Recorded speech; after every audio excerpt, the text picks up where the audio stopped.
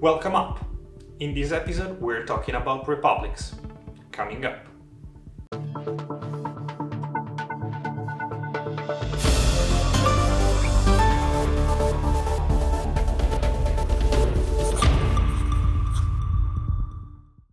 Hello, I'm Understanding Politics, and in this channel I explain political theories and debates to students as well as curious and passionate people, just like you.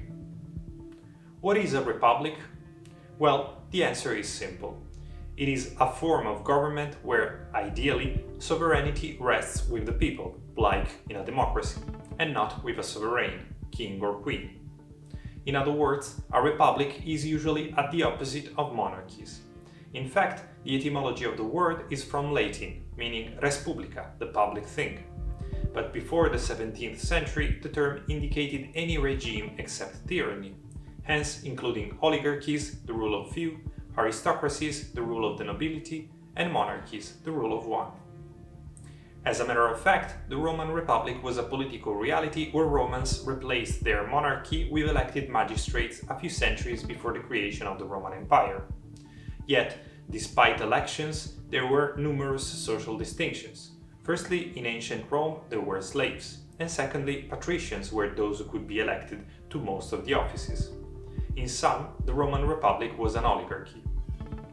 In 1567, in 6 books of the Commonwealth, the French political philosopher Jean Bodin gave the following definition of republic: the rightly ordered government of a number of families and of those things which are their common concern by a sovereign power. It sounds a bit like everything, right?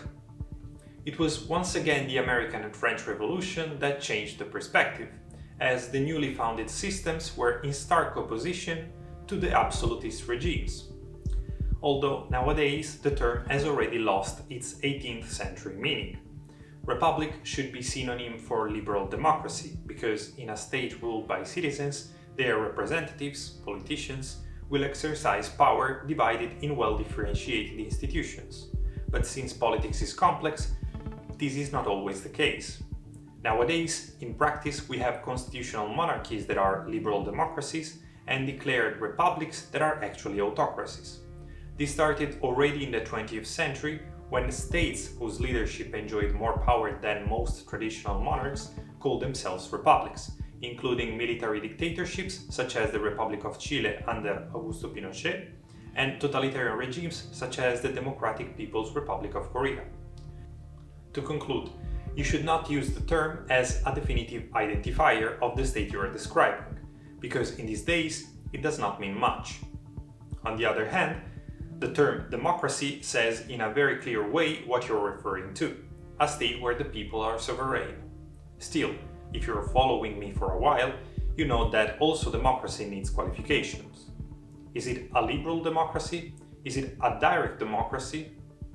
But unlike republics, democracies refer effectively to the rule of many. Hope this is clear. The lecture is over. Thank you for watching.